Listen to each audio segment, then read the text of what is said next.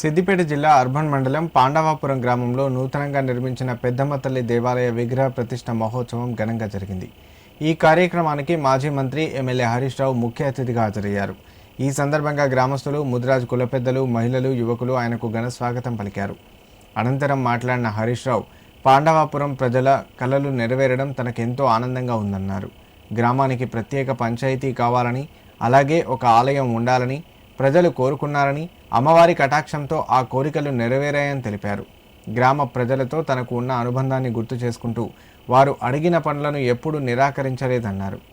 ఆలయ నిర్మాణానికి స్థలం, పట్టా ఇప్పించడంతో పాటు తొలి విడతగా 5 లక్షలు అందించారని, ఫ్లోరింగ్ కోసం గ్రానైట్ పంపించడంతో పాటు పండగ నిర్వహణకు మరో 1 లక్షను ఇటీవల అందజేశానని వివరించారు. గ్రామ అభివృద్ధిపై మాట్లాడుతూ ఇప్పటికే 2 రోడ్లు నిర్మించామని, మిగిలిన రోడ్ను తమ ప్రభుత్వం వచ్చిన వెంటనే పూర్తి చేస్తామని హామీ ఇచ్చారు హరీష్ రావు. అమ్మ దయ కావచ్చు, మీరు అనుకున్న కోరికలు ఒక్కొక్కటి నెరవేరుతూ వచ్చినాయి.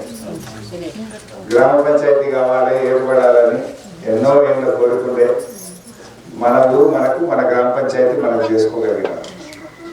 ఇక మనకు కూడా పెద్దమ్మ గుడి మన ఊరు ఏర్పడదు కదా, ఊరు కూడా ఏర్పడాలి, మన ఊరు మనకు గుడి కట్టుకుందామని మీరందరూ కూడా ఎంతో కాలంగా కోరుకున్నారు. ఆ అమ్మవారి దయతోని ఇవాళ పెద్దమ్మ తల్లి దేవాలయ ప్రతిష్టా మహోత్సవం అద్భుతంగా జరుగుతూ ఉంది. మీరు ఎప్పుడు వచ్చినా నేను ఏ విషయంలో కూడా మా బొగ్గరం పైన, మా పాండవాపురం వస్తే ఎన్నడూ నేను ఏది కాదండి. అందుకే ఈ దేవాలయ నిర్మాణానికి కూడా నేను 2-3 సార్లు మీకు సహాయం అందించాను. మన ఈ పట్టా కావాలి భూమి కంటే కూడా అప్పట్లో కలెక్టర్ గారు చెప్పి ఈ ల్యాండ్ పట్టా కూడా మీకు ఇప్పించడం జరిగింది. మీ గుడి పెట్టుకుంటున్న వాళ్ళు మీరందరూ వస్తే ఒకేసారి 5 లక్షల రూపాయల సహాయాన్ని కూడా అందించడం జరిగింది.